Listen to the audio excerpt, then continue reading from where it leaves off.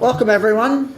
Glad to have you here tonight. It's a busy night in New York. There's lots going on, this being Social Media Week, and delighted that you've chosen this event to be at. It should be lots of fun. A lot of you just picked up the book.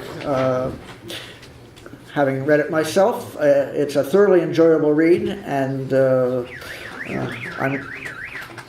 I'm not going to try to summarize it because I'll let the author do that. So first let me do the standard introduction.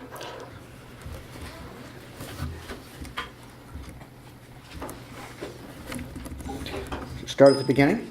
Want to thank our sponsors. We absolutely appreciate their sponsorship, and tried as it might sound, we would not be here doing these events if it weren't for their generous support. So tonight we're going to hear from Gary Shapiro, who's head of the Consumer Electronics Association, and as many of you know, their annual show is the biggest, I believe. Yep, by far. It moved to Las Vegas when I got too big to fit anywhere else, and for some other reasons. And consumer electronics probably is almost certainly the most innovative part of the tech sector when you think of how the devices and electronics have changed over the years and how quickly prices come down and functionality goes up, and how competitive it is, and yet how there are standards. It's it's a marvelous industry, and Gary has been leading this organization, but he's a keen observer of the whole tech space, and tonight is going to walk us through his observations on innovation and what we should be doing collectively and individually to foster innovation, what we shouldn't be doing to stifle it. And we'll let Gary talk for a while, and then we'll open it up for conversation, questions from all of you. So with that, Gary. Thank you. Oh, there is a microphone. I was going to walk around, but do you think people could hear me? Can you hear me? Yeah. So I'll go back to the microphone if you want. Thank you, Eric. I head the Consumer Electronics Association. It's a national association of 2,000 technology companies. We focus on public policy. And we also own and produce the International CES, which is the world's largest innovation event. And I'm particularly thrilled to be here tonight because I was a New Yorker. My grandparents had a deli on between 89th and 90th Street on Broadway. My father went to the New York public system. I grew up on Long Island and went to SUNY Binghamton. Then I made the mistake of moving to Washington, D.C. and got corrupted to go to law school. But what I've done for the last 30 years is I've been part of this Association of Technology Companies. When I joined it only had a few companies. And after about 22 years ago or so, I was asked to head it, and I said, I will head it provided we're allowed to grow. So we went from 60 to about 2,000 companies, and our trade show grew. And if you have the book, and if you find it boring, I'm sorry. But the last chapter actually is all about the Consumer Electronics Show, which I find really interesting, and the strategy we used to make it what it is, which is really a phenomenal event. It was just held in January in Las Vegas. Had 3,000 companies exhibiting in 1.9 million net square feet of exhibit space. It attracted about 150,000 people, including 35,000 people from outside the United States, as well as about 5,000 journalists. And the theory of the event is, it used to be, when it started in New York City in 1967, was that we want a place where to call our own for consumer electronics, which at that time was TVs and radios and phonographs, and that was it. That was the whole product category. It was part of, the only event was part of the National Association of Music Merchants show. So the musical instrument people, we were a small category. I'm not that old. This is old lore at this point. Okay. And we broke away, formed our own little event, and it grew. And when I got involved in there, early 1980s, there was the advent of digital. The CD was new, and I remember I bought all these CDs there, and then I tried to make myself go buy a CD player, which was very expensive. And same thing with the VCR. When the VCR started out, there was a lot of, and this is how I really got involved in the organization, there was a lot of litigation about it. In fact, you may not know, but the legality of the VCR was challenged and went all the way up to the Supreme Court 2 different times, 2 different arguments. It was there were more friends of the court's briefs on both sides. The Hollywood was claiming it was a horrible device. It would ruin Hollywood. A movie would never be made again. And we were claiming that this is one of the trees of innovation and you shouldn't stop it. And fortunately, by 1 vote, a 5-4 decision, the Supreme Court held that the VCR is a legal product. And not only that, recording of over-the-air television is legal, despite what's going on in New York with, how many are familiar with the service Aereo? That is being challenged. One of other networks is more involved in that lawsuit. We're also involved in a lawsuit in California challenging the legality of another service by Dish called the Dish Hopper. I mean, I see a lot of heads shaking. Oh, this is a tech crowd. Okay. So I'm not here to push or promote the book. I'm happy to talk about it. But what the book really is, as I was talking to so many interesting people who I've already met, I was talking earlier, is really, it's not really about the 10 killer strategies. That is the good publisher's wrapping that I was told I should do. It's really about what people could do as individuals to be innovators and to be what I call as ninjas. And where it came from, the ninja phrase, is that many years ago when my kids watched too much Teenage Mutant Ninja Turtles and they were 4 to 5 years old, they begged me and my then wife to learn karate. So actually watching TV in this case was a good thing. And we decided to study karate as a family. We went through it, and by the age of 7 and 8, they were testing for their black belts. And it was harrowing, but we learned a lot from it. And ever since then, even though ninjas, as some of you know, karate, taekwondo is Korean. Ninjas is actually an all Japanese warrior. And what distinguished a ninja warrior is that they would win against incredible odds. They would take on the big armies and win. And it's a sense of what entrepreneurs do. You take on, in a sense, old established business models, old established companies, and you have to do things differently. And through my career, I've been very fortunate that I've gotten to know virtually everyone, at least in everything related to consumer electronics tech world, from Steve Jobs to Bill Gates to, you name it, Larry Ellison, John Chambers, all the internet people, and others. And I have some different conclusions that came out of that. In my first book I wrote, which was a bestseller 2 years ago, it was called The Comeback: How Innovation Will Restore the American Dream. It was all about one set of things, and it was a national perspective. It was aimed totally at the Washington audience, and I was shocked when people outside the United States bought it, and pleased when people in the United States bought it. But it was basically, the whole theory of the book was, we are in trouble as a nation financially. We can raise taxes, we can cut spending, and or we can grow. And growth comes from innovation. But the challenge with innovation is everything you connected with innovation means, as an innovator, you're challenging, in a sense, the status quo elsewhere. So, you know, the old thing we all learned about the horse and buggy, people were all put out of business by the car manufacturers. That's the one that none of us ever lived, but we can understand that a whole industry that existed around horses and buggies, and it just doesn't really exist anymore. But latter day, if you think about where we are today and the pace of innovation has accelerated so much, think about travel agents. Who uses a travel? Has anyone in this room used a travel agent in the last year? That's all right, 2 or 3 people. Well, the internet, for the most part, has replaced. There's a lot of travel agents. There's a lot fewer travel agents, at least in the United States today, than there was many years ago.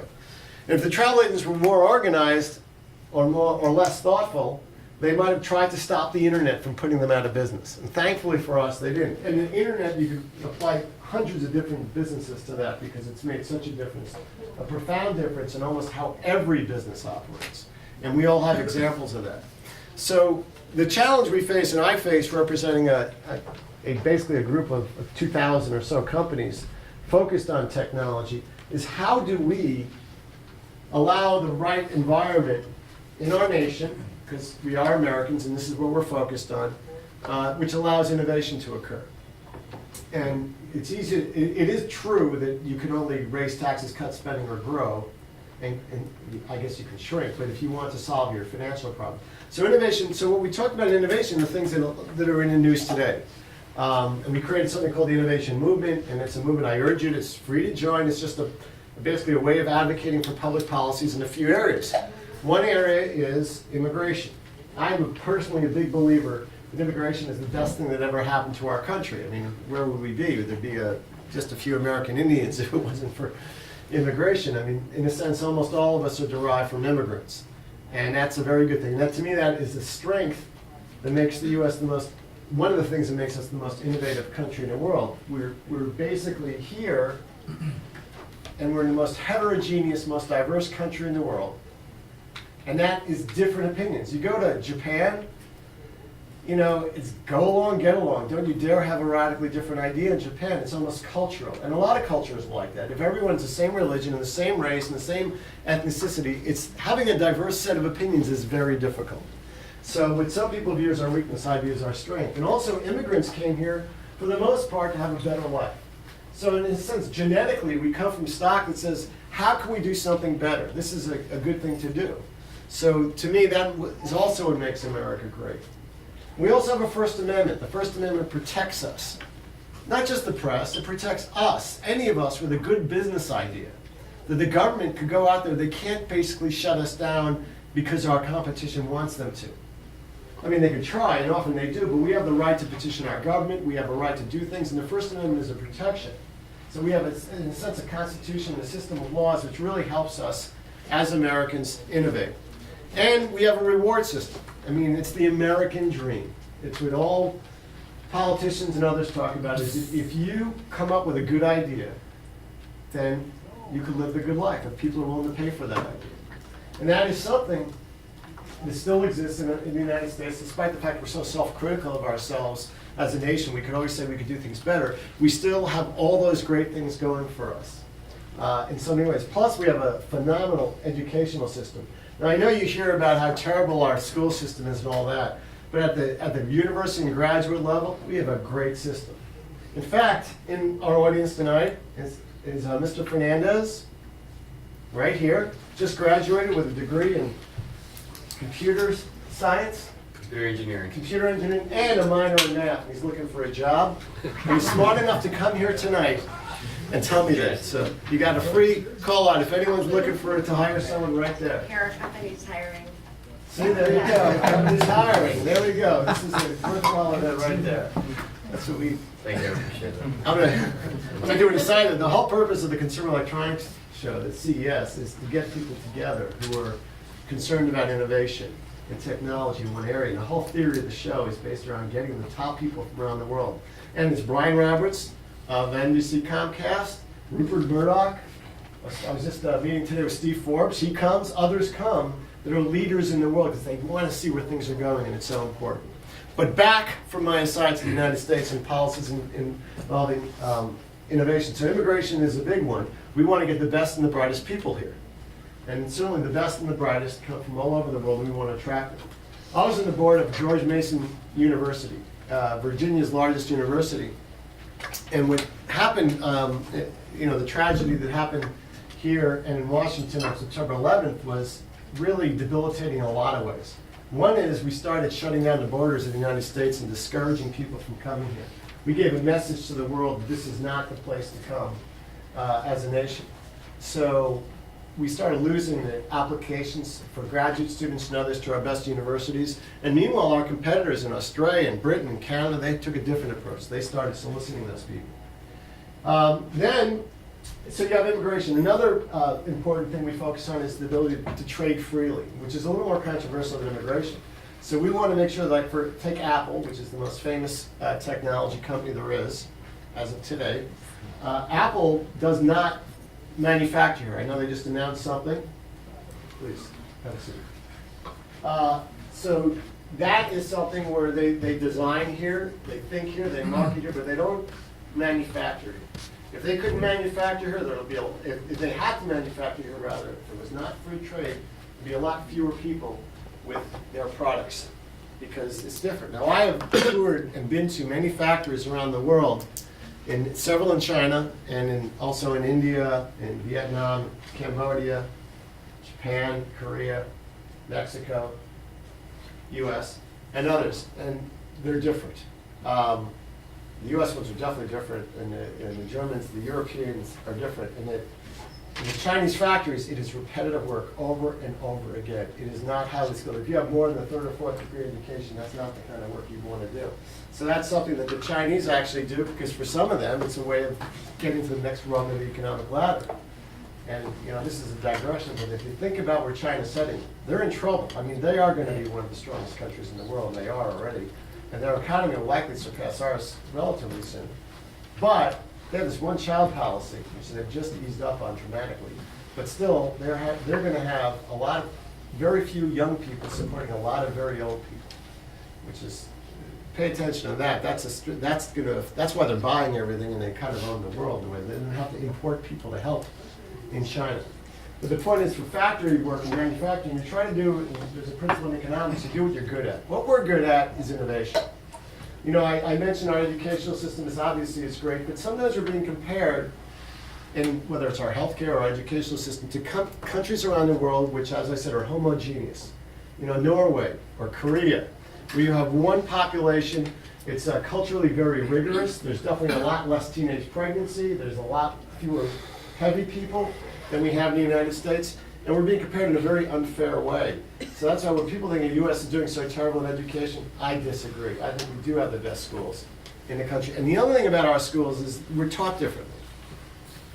We learn here to ask questions and to push back against the status quo. Other countries rely on rote memory. And all these standardized tests, all they're measuring for the most part is rote memory. Well, what we're learning is creativity. Today, as I speak, the country of China has 160,000 people in the United States.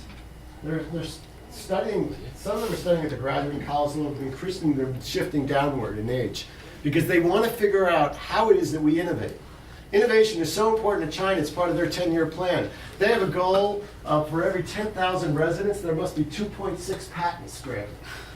I'm not kidding, this is in their plan, specifically like that, which means there'll be a lot of garbage patents. And unfortunately, even for us, there's really no great way to measure innovation, and patents is how we often measure it. But as I'm sure some of you are involved with patents, there are good patents that mean something, and they're really just tweaks that are patents. So in a sense, is what we as a nation have to do, in my view, is focus on innovation. It should be our national strategy. It should be something we recognize and we celebrate. And we're doing all this, we just haven't coordinated. And if you talk to Republicans and the Democrats, they'll agree on all this stuff. In fact, if you read my book from a few years ago, you'll say, wait a second, that happened. And some of the things should happen soon, like the strategic immigration, the visa reform, things like that. Even one of the things I propose is you don't pay Congress unless they balance the budget. You don't pay the politicians.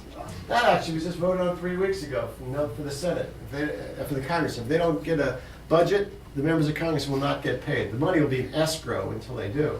But it was a proposal out there. And to me, honestly, the deficit, although it's not popular to talk about in tech crowds, the deficit is the biggest issue our nation faces, which is why our association has never, ever asked for money for our industry. We have never even supported the R&D tax credit. We haven't supported any of the other things that have been thrown our way. And I've even gotten in trouble in congressional hearings when asked about it and testified, we do not support you giving us money, which is not the typical way in Washington. So the book Ninja Innovation came about in part because of my focus on innovation, because the ninja approach is one that makes sense to me for people, for countries, for companies, and for governments.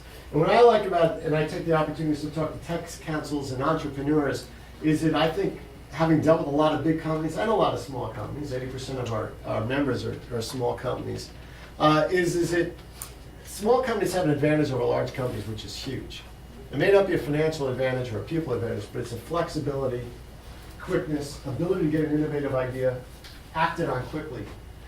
In large companies, the challenge is how, with all layers of bureaucracy and people trying to preserve where they are in their job, a lot of middle managers just kill any ideas that come forward. So most big companies, if you look at any big company and you analyze and you think about it, they had one good thing which was a real big hit. And then they weren't able to innovate beyond it. And all they're doing is protecting that one big thing.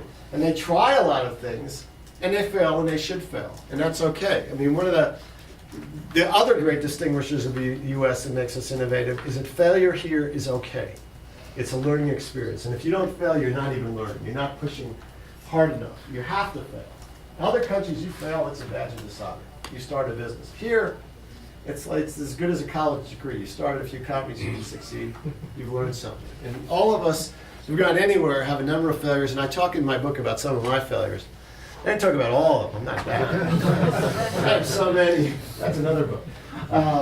So that's what we do. So in terms of being a ninja, though, ninjas to me are something which are, it's just really an analogy to a way of thinking about the world, about taking advantage of every opportunity, about even like going to an event like this, or sitting at a dinner, or going to a breakfast and sitting next to someone you don't know, and learning about what they do, and asking them questions, and approaching life with everything as an opportunity rather than a burden. And that's, to me, what I do. Now, having said that, I really do try to act like that. I do try to ask people questions. My exception is airplane rides, where I try not to talk to the person next to me. Just politeness, and also I have work to do. So what I also do, we try to do with our organization is to encourage entrepreneurship. So we have the trade show. And the reason I was so attracted to work with the organization is that it must be about 30 years ago, I went to my first time I went to the trade show. I was in Chicago then. And I was so excited to see how companies present themselves in a 5-sense experience. And that's what it is. It's, you know, as much as we're so passionate about technology and how good it could be, the reality is we still come to things like this where we can see and feel and evaluate each other. You know, we go to events, we see people. And a trade show is an opportunity for every company participating to present themselves the way they want to be seen. And it is 5 senses. You hear, see, smell, taste, and touch those companies, and you get to know their products and you judge people, whether or not you want to do business with them, whether or not you trust them, and that's important. And until dating and honeymoons can be replaced by computers, I'm all for live interactive events. I think they're very important, like here tonight. So the discussion I went to at my first board meeting was whether or not we should increase what it costs to participate in the trade show. And I was just a young attorney. I didn't know anything then. I was just listening. But I was so impressed that the chairman of the board, who was the largest company at the time, no longer is, was Panasonic. And he said, look, we can afford it. For Panasonic, we're a huge company. The cost of exhibit space is irrelevant, as it is for most companies, compared to travel and entertainment, setting the booth up, all that. So it's just irrelevant. It's a rounding error. He said, but we have to make this event so that anyone with an idea in a garage anywhere in America can be exposed to thousands of retailers, press, investors, partners, and succeed as a company. And that actually is the theory of our organization. We've had a series of leaders who have been startups and succeeded. A woman who, until recently, just owned Teal, the Lexington, Kentucky loudspeaker company. She tells a story to our staff, which is very inspiring. How she prepared food for 4 days and drove to our trade show with a prototype loudspeaker. And with that prototype, they attracted orders, and with those orders, they got bank financing, and they started building, and now they're a great Kentucky manufacturer exporting around the world. Or others, I have one of my former chairmen lived in a car for a while as an entrepreneur. He didn't have the money, he was putting it all in there. So the culture of running this event for the smallest company still pervades us. In fact, last year we tried something which was phenomenally successful and may apply to some of you. We created something called Eureka Park. And it's for startups only. And there's rules are very clear. It's a partnership with Startup America. And you have to have a product which is not yet to market, but could be coming to market. And it has to be very unique, and it has to go past a screening board. And we started out, we had 100 companies, and it was amazing. Mark Cuban walked around and he found something he liked, and he invested several $1 million in one company there. We came back last month in January with 150 companies, and now I'm fairly confident next year we'll even have more. But the point is that it was the most exciting part of the show, to me, even though other companies like had huge, huge exhibits. Here's for $1,000, I think it was. If you qualified, you go to this area and you literally see tens of thousands of potential customers. And everyone who was there thought it was worthwhile because you do more business in those few days than you could possibly do all year. So that's the theory of our organization. And we also, for those companies that participated and made Eureka Park, we made the members free for this year just to experiment because we really believe passionately that entrepreneurs are important and innovators are important, not only in the tech space, but we decided to go out further. For example, how many of you have heard of Uber? Okay. So we're out there fighting for Uber, basically, because we believe they're a disruptive technology that is changing things, and they're being protected by the status quo taxi cab commissioners, which are, little dynasties themselves. And that's the philosophy we have, that we're trying to spread around Washington, that we should be biased towards the new and the innovative. And that should be our national philosophy, and that is what we should be doing. And that requires thinking different. And then the challenge is most people, and it's a human condition, is that we spend our entire lives trying to protect where we are today, the status quo. But we know that people around us are going to grow older and die, and that's going to happen to us, and we know businesses are going to change, but yet it is something that every business seems to do. I've been to so many businesses and listened to business plans, and everyone in the company will convince themselves they have the best thing in the world, and they plan as if their competitors aren't looking at the same data, going the same place. So what happens in my world, the consumer electronics world, the reason the prices are so low is because everyone follows each other and they plan the same stuff at the same time. And you get a breakaway company like an Apple, and all of a sudden, they became, at least for a short time, the most valuable company in the world. Now I think they're back to number 2 or number 3 based on just their stock market valuation. So that's thinking outside the box, and that's what it takes. I could go on and on talking about innovation, but I think these are much more interesting for everyone. If anyone has a question or a comment, I would love to hear it. Thank you. You want to start with one of the great new things, let us call it, 3D printing, and speak to that in some way? Absolutely. So I just wrote something, it hasn't been published yet. I write for Forbes every week, and I write for a whole bunch of publications, including Fox.com, Huffington Post, and Chief Executive Magazine. But I just wrote something, 5 of the technologies which will change our lives, and 3D printing to me is huge. It is definitely out there. So 3D printing, for those of you who don't know, is there anyone, who's going to admit that they don't know?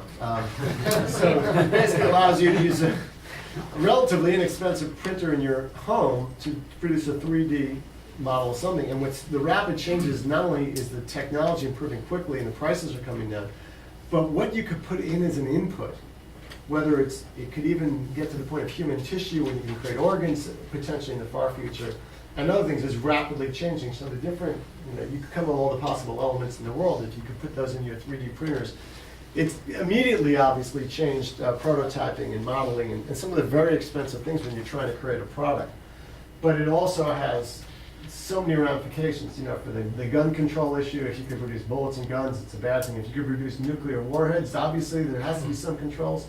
There's copyright issues and patent issues if you're taking someone's product and producing it. And a lot of it is actually open source at this point, interestingly enough. So I think that we're just starting on this thing, and there's going to be a lot of issues. The good thing about it is when I try to say who's it going to upset that's going to try to stop it, which is how I sometimes think about it. Not that many people really want to stop it. It's not affecting any existing business other than the prototyping business, which having created a product and tried to prototype it is very expensive. But I don't think they're going to, it's too late. So I think it'll be huge in so many different ways, in ways that I can't even anticipate, and it's just going to be big. I mean, I'm sure it'll apply to cooking as well someday, right? Why not? Why can't you come home and have your dinner made for you by your smart 3D refrigerator oven? Yes? What are the other? Why don't you identify yourself, since I know a lot of you don't know each other, and that would be good for Eleanor you. Haas, the Kaylee. What are the other 4 technologies that you wrote about? Number 1. Okay, I'll give you one of them. I don't want to give away everything. But, another one is driverless cars. If you think about driverless cars, the technology is doable. It's already been proven by at least 3 different companies, Google being one of the car companies. Drones applied in another. Right, but the implications are huge. I mean, the number of people around the world that are hurt or killed from car accidents, that should go down and approach 0. The concern I have is one I have with all technology, and I've never quite been able to articulate it, is that when you have all this technology, what happens to people with jobs and workforce? What happens to cab drivers and bus drivers and truck Learn drivers? something new. That is my feeling and my belief, but there are a lot of people unemployed around the world. We happen to have one of the lowest unemployment rates in the world, and it's because we're very successful and we're very lucky. So I'm not there with you 100%. I'd like to believe that, but it will change society. Now, on the other hand, rather than driving home at night, if you be productive and go on the internet and do this, that's not a bad thing. But some people, you know, when I go to Detroit, boy, this is like, how dare you talk to people? Driving is like, a lot of people love driving. You know. It is your time alone for some people, you could think. Power. It is. So, but I don't have the answer on that one, but yes.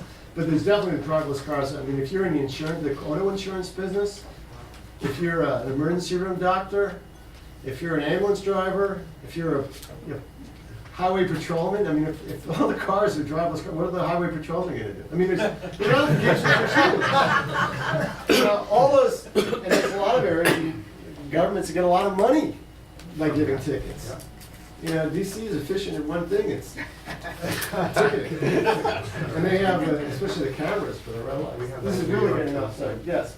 Margaret Oates, New York City resident, long-term resident, and currently strategist looking for my next interest.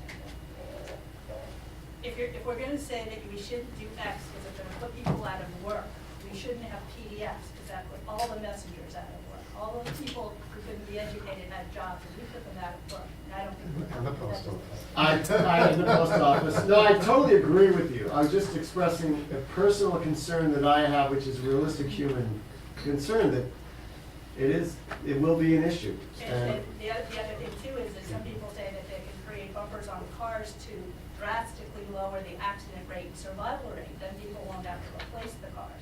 So, that, I'm just being devil's advocate here. No, I understand. But So am I. other areas, we know that there's money for health and education. We know, but I'm sure all of us have 15 great ideas right now that will keep kids in school or otherwise keep them out of prison and jail and keep people healthier. There was just a startup weekend of health, and it was interesting. It became inception, so good for us. Congratulations.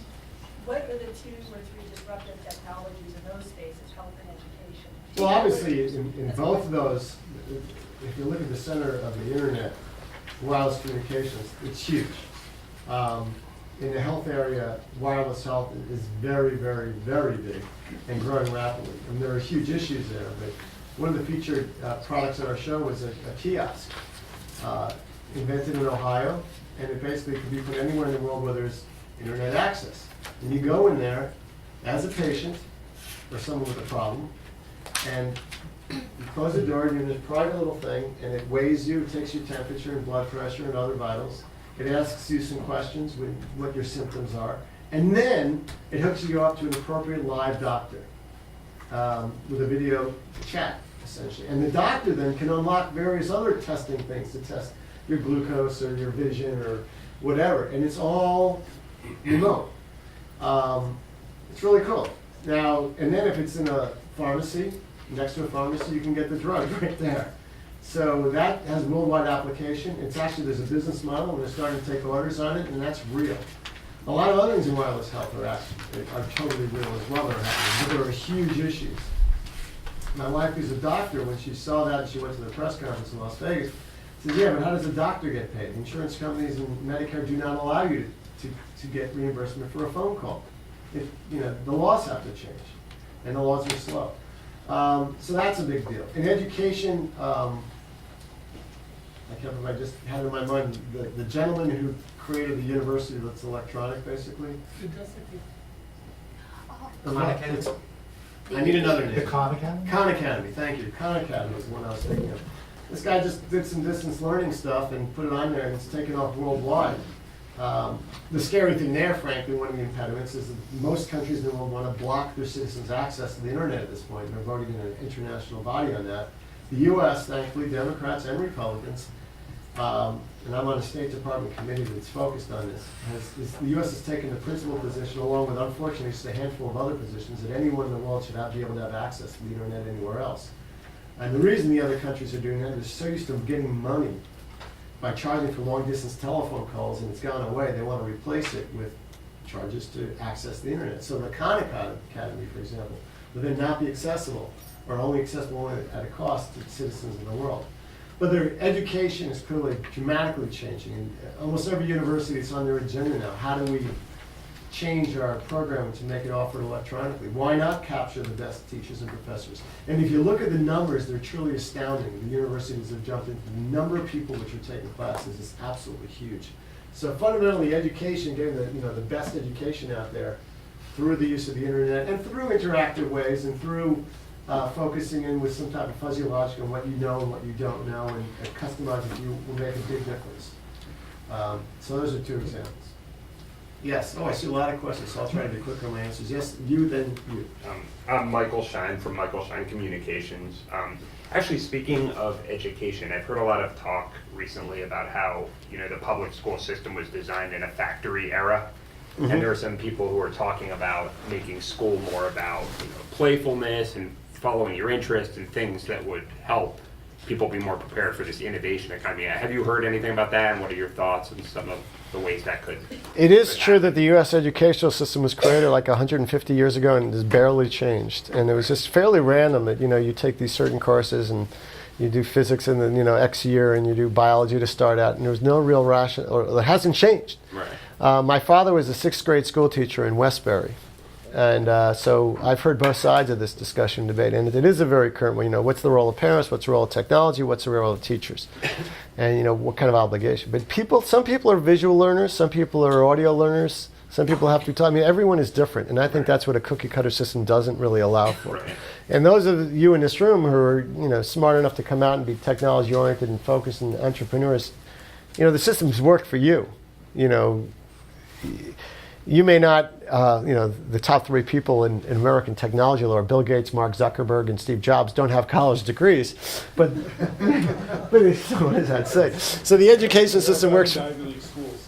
Pardon me? They all got into business. They did get into Ivy League schools. So so there will be changes coming in education to be more mathematical based. In the DC area, there was a woman, Michelle Rhee, who just came out with a book about trying to change the educational system, and part of it is technology, and it's tough because teachers have a way of doing things, and the problem with teaching is it's the only profession where you're kind of guaranteed your job for life, and your competence doesn't matter. It's only, if you look at the rate of teachers actually losing their jobs, it's almost non-existent. It's very difficult. I don't know how many of you heard about the New York City bumper room. Is that what it's called? Rubber room. Well, this is good. You guys could fill in my knowledge gaps. So the rubber room. Yeah, that's Worse than Congress. Worse than Congress. I'd have to think about that for a while. Yes. Okay. Hi, I'm Gabrielle from the University of British Columbia in Vancouver, Canada. Wow, you are quite far away. Just for this, I'm so honored. No, I'm sure that's awesome. So I know you worked for some big companies such as IBM, Samsung, and Apple. I was just wondering, what are some similarities between these companies that help them be innovative and help them to continue to grow as a company? Well, what the companies that are successful, in my view, are those that are willing to try something different and willing to fail. And that's difficult for a large company. IBM is a good example with Amazon and a few others of companies which have been willing to totally reinvent themselves at the time. And Motorola is another one. Like every 20 years, they come out with a totally different set of products. IBM was a mainframe company, or first they were a data processing company, then a mainframe company. And then I think it was a Super Bowl from about 15 years ago. They're the first ones to put .com, IBM.com, and they define themselves as a services company. And now they define themselves as, what they do is they go around the world, and it's a brilliant model, and they go to a government and they say, we'll solve this problem for you, and they invest a tremendous amount of money. I'm sure they don't make money on it. And they come up with a way of solving the problem, and then they peddle that solution to other governments around the world. And it's making a difference. It's most of their people are service professionals. Although they have a lot of intellectual property still, and a lot of very bright PhDs working for them, they've redefined themselves. Same thing with Motorola. Going from car radio to CB radio to telephones, and now splitting up. They've been very good. Amazon, boy, there's a great example. I talk about that at length in the book. Jeff Bezos, man, when you meet him, he's like one goofy guy. Which goes to show you shouldn't judge a book by its cover, to use an analogy. And he started out with this crazy idea, and then he was doing really well at it. And then he came out and created a kind of competitor to himself with the Kindle. And I was in the room when he was telling a bunch of technology executives about the Kindle. I'll never forget the look on everyone's face, including mine. It's like, you had one lucky hit, This is the dumbest idea. You're a competitor to yourself. And he did it, but everyone was skeptical, which is another characteristic of an entrepreneur in a sense, is that you have to deal with a lot of skepticism and believe and be passionate They were yourself. skeptical about Amazon in the 90s.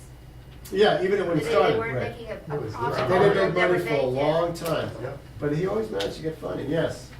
My name is Yonga. I work with a tech company downtown called Turklick, and we've actually worked with IBM and Samsung. We're very small right now, and this is something that we've been thinking about a lot. I'd be curious about your take on it. But as a small startup, we're very good at being creative and innovative and nimble. We're quick to pivot. But as we grow, we had 700% growth last year. We're planning to scale more this year. How can we keep that spirit of innovation and creativity as our organization grows and we begin to create bureaucracies and an organizational system? It's a good problem to have, and it's one I think about a lot, because I feel the same thing about us sometimes, is that how do you, when you realize you're the CEO and you don't know everyone who works for you, that's a scary thought, because you never start that way. And people walk down the hallway and you don't know who they are, and fast-growing companies, that's what's going to happen. I mean, I think Bill Gates used to approve everyone until like the 700th person. He used to personally interview them, and then they said, "You can't do that anymore, Bill."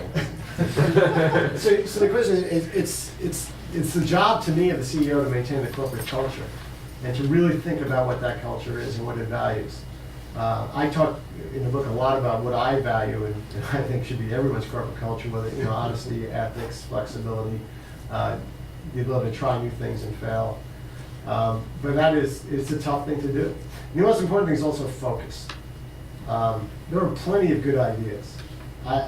In my job, it's kind of interesting. A lot of people present their ideas to me, and I am honestly a skeptic. But I think I'm usually right too. The history is. I point out a couple of times I was wrong in the book. But in terms of new technologies and what will work and what won't, I have a pretty good sense of that. And you have to be focused as an entrepreneur on your idea and making it work and everything else. What impressed me about Michael Dell is I got to know him over the years, although I know this isn't the high point for him, although not being public maybe, is he was so focused on being the low-cost computer maker, and anything else he tried to propose to me, he'd say no to.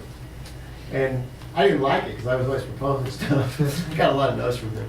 But that's all that matters. And I've noticed that with other successful companies, is that the CEO is so focused on what they care about. Now, from a human relations point of view, that's not great, because you have to be empathetic with other people. You have to show you care about them and even employees. Like if you're judging your employees only on the basis of what they can do for you, you're not going to have very loyal or motivated employees. You have to really care about people. One of my life epiphanies is if you care about people, the results will follow. You just can't care about the results. The people always go through life changes and things like that. And things happen in people's lives. Their parents get sick, they have to take care of them. They have a kid that's sick, they get pregnant, they get married, they get divorced, they're unhappy. Issues happen. And there's no real textbooks for that. But in terms of fast-growing organizations, corporate culture has to be talked about, described. The top people have to be out there and talking about it and making sure you train people. Make sure you hire right. I think our most valuable department in my organization, I always tell our HR person, is HR. We want the best people. And we work very hard as an organization. We've won a lot of awards as the best place to work in Virginia, the most creative. One of the things we do, for example, we always survey our employees about what they like and what they don't like. And what we found is we're literally a stone's throw from Washington, D.C. We found that the biggest thing that, we found so many things, I don't know how much I should share with you, but one of the things that the people hated the most is their commute, which is, it's not unlike New York. In fact, I think the Washington D.C. area might have the worst traffic. So we figured out, well, what can we do, and especially in the midst of the fuel crisis and everything else, and wars over fuel, and we said, well, why can't we do something that's proactive in that? So we are offering every one of our employees $25,000 towards the purchase of a home in the county where we're located. It's in front of a 3-year forgivable note, but it's basically for a lot of people buying starter condos is what it is. And it's greatly appreciated, and they stay there 3 years and beyond. And we have a large number of our staff that does that. So that's unique to us, but it's also allowed us to distinguish ourselves as an employer. We are a nonprofit. We cannot offer equity. We cannot offer stock or profit share. So that allows us to attract the best people we want to attract in a very competitive Washington environment, with a very low unemployment rate. Gary Shea did it. I'm sorry? Delivering happiness. Delivering happiness, I read that. But that, he did the Tony, culture sir. thing. Right, yes, yes, sir. My name is Harry Stucker. I'm from a company called RH Technology. I have a comment and then a question. So your question about what happens to the people who are displaced, and I would also worry about them tremendously. I think we need a 30-hour work week, which is probably one of the things. That's an interesting concept. I don't know. I I think I need a 30-hour work week. How many of you, I mean, let's say there's a 30-hour work week, how many of you would do a 30-hour work week? I mean, if you're nobody in this room would do All it. right, but fine. a lot of other people would do it. Per job. And it would spread the wealth. That's an interesting philosophy. Sounds very Eastern European. My question is, so you mentioned in your book that you focus on what we can personally do to innovate. So can you say a few things about that? Well, I think you have to, what you personally going to do to innovate is view innovation in broader than just, will it contribute to the bottom line or successful company. I think you have to innovate in every aspect of your life, frankly. I have a 4-year-old, and I'm always saying, think like a ninja. What are you doing? Don't, or people who are employees, especially, you're leaders of businesses, but employees, the lowest form of employee is one that comes to you and says there's a problem. They put the problem in on your back. The second level of employee is one that says, there's a problem, what can I do about it? Now, at least they're asked, they're willing to act on it. The third is, they say, here's a problem, here's some solutions. The fourth is, they solve the problem pretty much, and they'll just ask you if that's okay. And the fifth is, they just solve the problem, and if they have to check in because they need some advice, they will. So the point is, for an employee is, if you hit a brick wall, don't come and tell me you hit a brick wall. Knock it down, go around it, go up, over it, make yourself invisible, go into the third dimension, but solve the problem. Don't put the monkey on my back and create my problem for me. And it's not an employee, it's anyone who reports to anyone who wants to get ahead in a company. And so the philosophy we try to have is solve the problem. How can you innovate in your own life? Think outside the box. Do something different. Don't do it the same way. I mean, sometimes there is a danger, and I've gone through cycles like this in my life, is where we try too many new things. And I read something actually today, and I didn't bother to save it for some reason, which is that if you try too many new things, that's bad, because you risk destroying your entity. And I haven't destroyed an entity yet, but the bias should be for something different, and to try something different. Yes? My name is Morsel. I'm coming from the video conferencing industry. And I wonder, you spoke about, the benefits of having 120,000 people going together to Las Vegas, which I think is great. But I would argue that, if you made it available, you would have another million coming remotely from all around the world. Are you working towards that, doing anything? Well, we have a pretty active website. You're welcome to check it out, cesweb.org, or you could just go to ce.org and you'll get there, or just Google CES. Yes, there are parts of it which are accessible. We have 900 speakers, I think, including a lot of Fortune 500 CEOs and startups and small, virtually everything, and it's broken down in many different ways. And a lot of it is accessible. But you cannot replace... You're talking about interactive or just one? No, not interactive. You could see some of the conference sessions. In terms of some of the exhibits, every week for the last 10 years, someone has tried to sell me the virtual trade show. It's a waste of time in my view, and I've known a lot of my colleagues in the trade show world that have bought them and lost a lot of money. It's definitely technically feasible, but from a practical point of view, people are not going to sit in front of the computer and move their mouse around and go enter little class exhibits. You might as well go just to the company's websites, which are much better designed. So I am not a believer in it, honestly. But it is all technically doable, and there's a lot of companies willing to sell me it. I just don't believe in it. It's like new websites for... No, I totally agree on that. The point I wanted to make, and maybe we should talk separately, really make it interactive so people can talk to people. That is great theoretically. I'm dealing with 150,000 people, 3,000 different exhibitors, and it's not something that companies are interested in. They want to do business in a large way and meet face to face with people. I mean, it's just, See, I just gave a 45 minutes about welcoming new ideas, and look how I react. No, actually, we've gotten that one also. Yes. Okay, I have a question here. So thank you very much for coming to Morgan Stanley, Gary. I'm working here. And, thank you for having us all. Okay, well, fine. So I have a question here regarding about the TV business, because I bought a 3D smart TV from LG. And also, but unfortunately, the TV has been, used as just the Euro TV, really just a common and Euro TV, not as a 3D TV for a while, because the source for 3D is really very limited. So the question, if everyone understood and if I understood it, was 3D, you bought a 3D TV and you don't like it because the content is not really in 3D. Exactly. And also regarding this one, what do you think Apple might bring to us, the Apple TV? The question is also about Apple. So 3D TV, Exactly. honestly, so my job is I'm the cheerleader for the consumer electronics industry. When 3D came along, I'll step out of the recording. I was quoted in the Wall Street Journal as saying 3D is a feature that's overhyped. That did not endear me to many people who were promoting it. To me, what I get excited about is Ultra HD, or 4K, which is 4 times the resolution of high definition. I kind of spent a lot of time getting to high definition television. I was very excited about high definition from the very beginning, from the first time I saw it. I was part of the process to bring it here and part of the developing.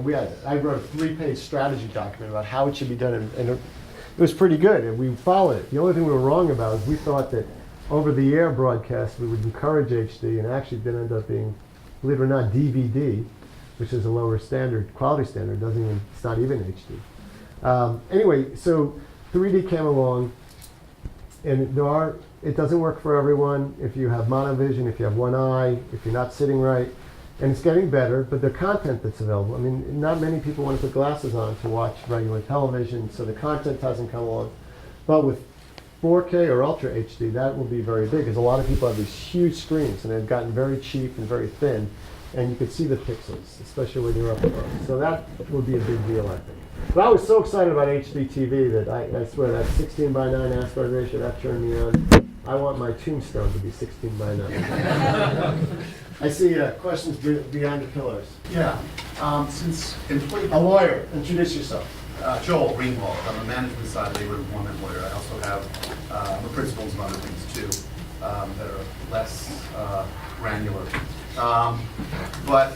Since employee culture, and actually I'm an employment lawyer for businesses, but since employee culture seems to be such a focus of what you think is important for companies to strive, and you're all about electronic innovation and tools and technologies, do you know of any tools, technologies, or anything that could help companies better their employee culture? That's an interesting question.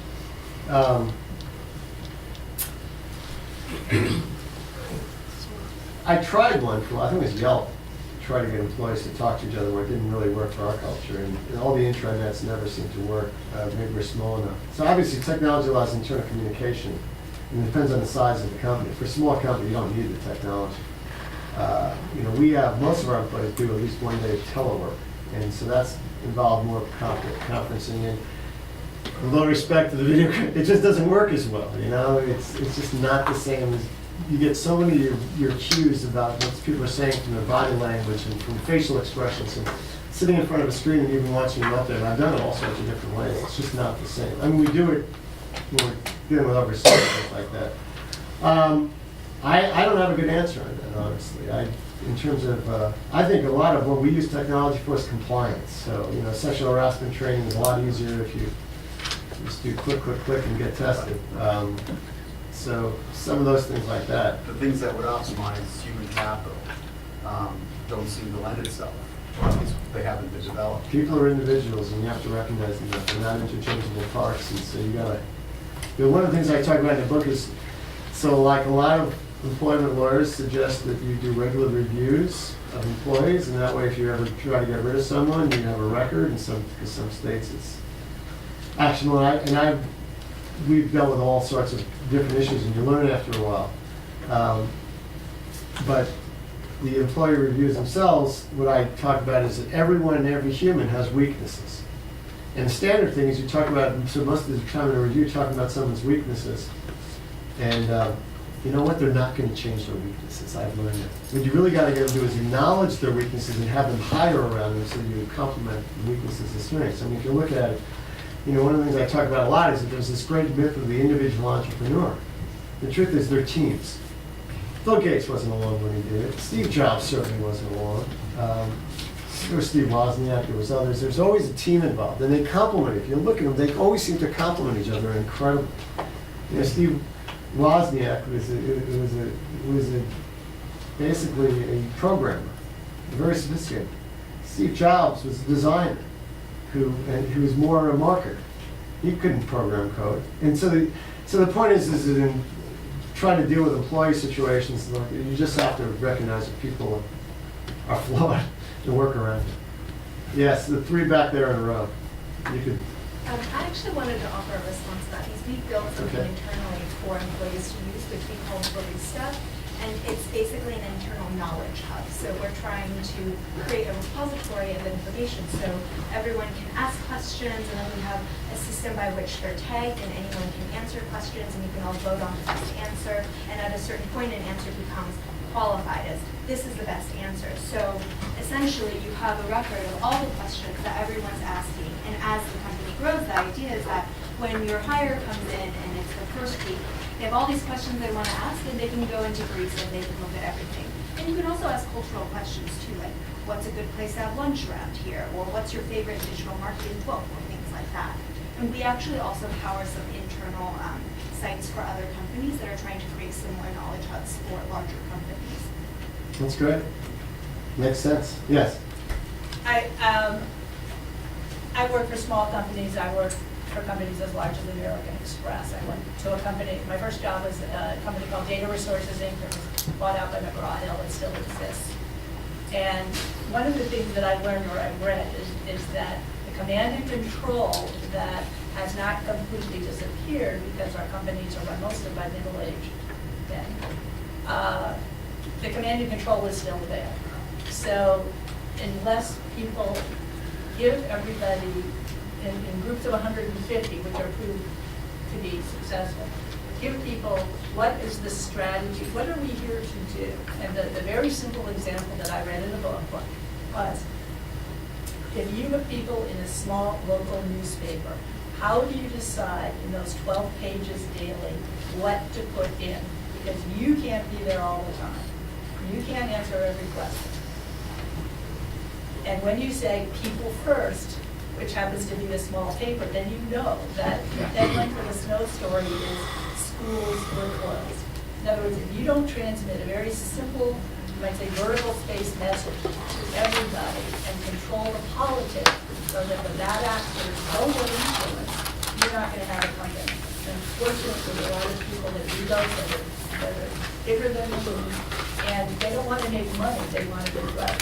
I would quite understand it, but they don't want to do good or make money, they want to do right. I believe that you want to do good and make money and listen to other people.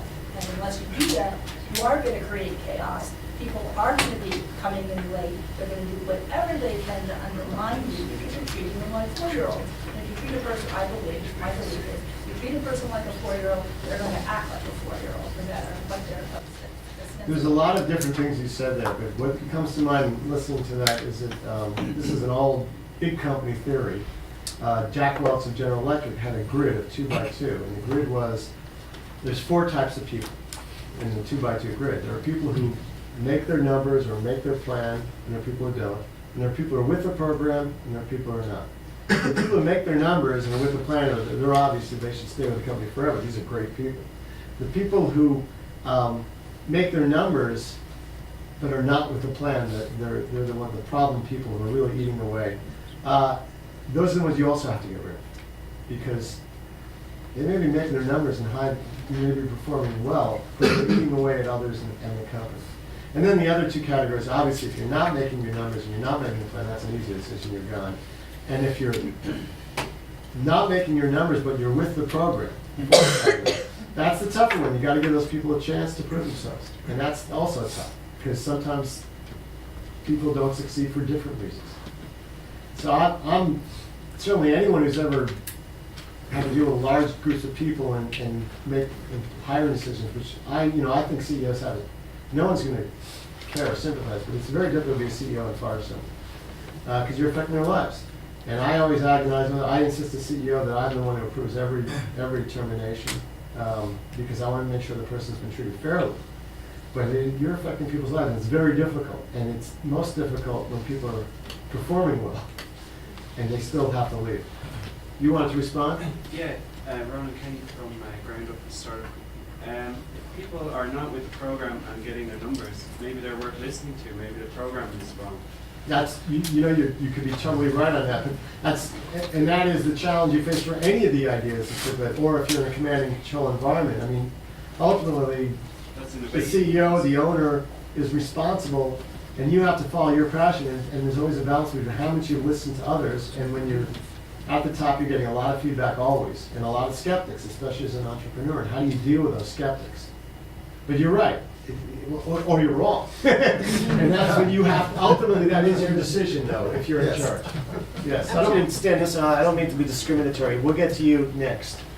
I'm Sharon Support. I work for a small organization called Innovation Bound as an innovation consultant. I wanted to build on what you were saying before about people from different areas, and there's assessment that helps people understand what their preferences are within the creative process, and so you can build teams that are appropriate for the thing that you're trying to do. So if you're trying to develop ideas, you want one kind of person. If you want to understand the challenge, you might be looking for a team that's built around different kinds of people. I think that's a great point. You need diversity in so many, every meaning of the word, but there are different I call the engineering personality is very different than the marketing personality, and those people have to work together. But there's also, under the Myers-Briggs and whatever test you want to use for testing people, there are different people. You had one, then I'm going to go. You're on deck and to the left side. David Gilman, management consultant and one-time classmate. David! We went. We were in junior high together. That's right. Nice to see you. All right. We'll talk after. It's all face to face.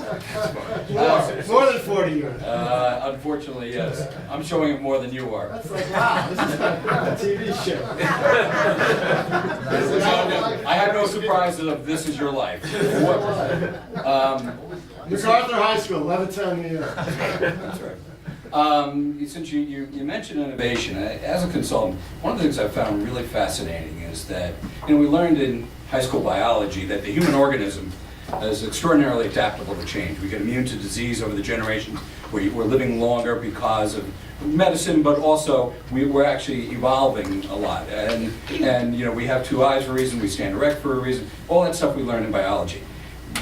So the human organism is extraordinarily adaptable to change.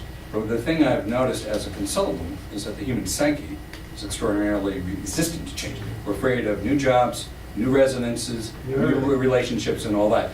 And one of the things that becomes a problem in an environment of innovation is if we're afraid of change, and unless you've got certain cushions or be one of the few who are just willing to go for it and not care about the results, you don't have family issues, you don't have whatever, you're afraid of the change. And moreover, there's a great fear of failure. And while you want to support innovation and create new stuff, and there is destructive creativity in an economy and all that, most people are afraid of change. Most people are afraid to take that chance, be the guy who makes the numbers but is not with the program. He's not willing to really rock the boat, but he or she may not become the true innovator because they're afraid of losing their job or losing their position within the environment, the social group that they're in. And so the innovation capability, I think, gets hamstrung by that because I think that most people are afraid of change, are afraid of losing what they have. How do you address that to allow for innovation, or to encourage innovation, rather? I agree with that. I mean, when you said some of that, one of the thoughts was in Washington, D.C., both Republican and Democratic politicians, their number one thing is to get reelected. They're afraid of losing their job. Absolutely. So they don't make tough decisions that they should be making. So that's an issue. But in terms of an organization, I think it really is the corporate culture and encouragement. In another way, so it was the head of Intel, I think it was before Craig Barrett. He was paranoid, and I respected that because I think that's a good, healthy CEO that's paranoid in a positive way, saying what we have is temporary. God is not demanding that our corporation be successful. So therefore, we're all risking our jobs in a sense. If we're not, it's not only the shareholders, it's about us. In a sense, appealing to people personally. Our trade show, have any of you ever heard of Comdex? So Comdex was a trade show which was sold for $880 million, and they were our #1 competitor. And they were killing us, frankly. But they were sold for $550, and to make a long story short, they were resold. They went down to $0. We sold for $1 a few years ago. They don't exist anymore. And I remind my staff of that at least weekly. Because, no matter what your company is, what you own is fairly ephemeral. It's a reputation, it might be some patents or some trademarks or copyrights, a customer list. It doesn't matter what it is. It's not guaranteed. And the challenge we face, and it's tough, is you somehow have to convey to employees that success is not guaranteed. Now, in the entrepreneur world, that's not a problem. We heard in January from the founder of Pandora. How many of you use Pandora? Most of you. Good. So Tim Westergren, one of the co-founders of Pandora, was talking about how he started his company. He had over 50 employees that didn't get paid for a year and a half. They were so passionate about the cause that they worked at. Then they got financing and everyone got paid back pay. It was it's a tremendous celebration, a lot of good things. But it was a cause, and if you're a good CEO could sell a cause, especially for a startup. It's tougher with a large company. But the best CEOs are those that have a cause. Yes? So more applicable to companies, public companies, larger companies. But we talked about impact the individual on innovation, impact CEO has on innovation within the corporate culture. What's your perspective on external pressures from investors and innovation within the company? That's huge. I mean, investors, it's like getting to bed with the devil sometimes. You have to, on the one hand, an investor has a lot at stake, and you need them so that they can, their interest is to make money, and you have to recognize that. But the choices you face are bank, personal loans, angel investors, where you are in terms of investing. It is difficult. I see a lot of unhappiness there. Well, I'm just thinking about the dichotomy between the pressure on like a short-term EPS goal versus a Right. long-term. Well, that's the big company versus the small company. But the pressure of early-stage investors is obviously to get out within a few years. So they're really, it's not healthy. But it's not even healthy. The other thing is like, let's say you build a business and you sell it, which often happens, and especially a lot of the people I know. And I always tell them the same thing. I say, you're gonna sell your business. Congratulations, you made a lot of money. Now go do something else. They say, no, I'm staying on. We have a great relationship. I always say they're buying your company because they think they can make more money than what you're doing. So they're going to change everything. You're going to be very unhappy. And you're going to leave. And it happens every time. I've never been wrong on that one. So it does, whether it's an investor or an owner, someone else is in charge. And for an entrepreneur, that means it's very difficult to accept. Now, sometimes the investors make a difference, and they come in and they demand things. I mean, if you look at what happened with the first Apple, when Steve Jobs was kicked out in favor of, I think it was Gil Amelio, it was good. Steve went elsewhere, he got an education, came back to prove something. And did he prove something. So, but I think anytime you take money from someone, you have to really understand. That's why I think some of the things that are happening now, like we did a lot of work to get the crowdfunding legislation passed. Crowdfunding is a really neat concept because the investors really, they have a say to a certain extent, but really very little. And there'll be bad things that happen because of that, and that's why the SEC's kind of stopped it, even though they can't and they shouldn't. They have stopped it. But eventually, when that happens, that'll be good. And it's getting easier to have money in certain ways. However, banks. Let's be honest, banks have stopped lending money. No one goes to a bank anymore, and that's an issue. So you really have to go after investors. But the U.S. has more money for investment almost than anyone. I'll take one more question because I see some signs of restlessness. Who wants to be last? Okay. Can I piggyback that? Just before I came, MSN Money just announced before I came there's going to be 10 tech IPOs, and they mentioned Twitter and Pinterest. Do you think Wall Street kind of forces them, or there's a rush to IPO? Because the list everybody knows, it just popped up, and you think there's sometimes a rush to do an IPO, being that they haven't really shown revenue? In 1999, I just didn't get it, how there's all these companies with no revenue model and going public, and petfood.com and things like that. Look, the founders, some people want to do it just to cash out and make money. An IPO is a great way to make money. You're not going to make money, it's very difficult otherwise. I think the whole public thing, though, is a little, it's very dilutive of a CEO and CFO's time is to be a public company. And, you know, I sent a note to Michael Dell when he announced he was going private, you know, and it was like, congratulations, you know. No more class action lawsuits, which is definite if you're public. I mean, you can, if your stock price changes, there will be a class action lawsuit, guaranteed. So I think this whole public thing is a little overblown, but it depends. It's the free market. People want to do it, and you play by the rules and you do it. Thank you very much. I'll be here afterwards if you want to stick around.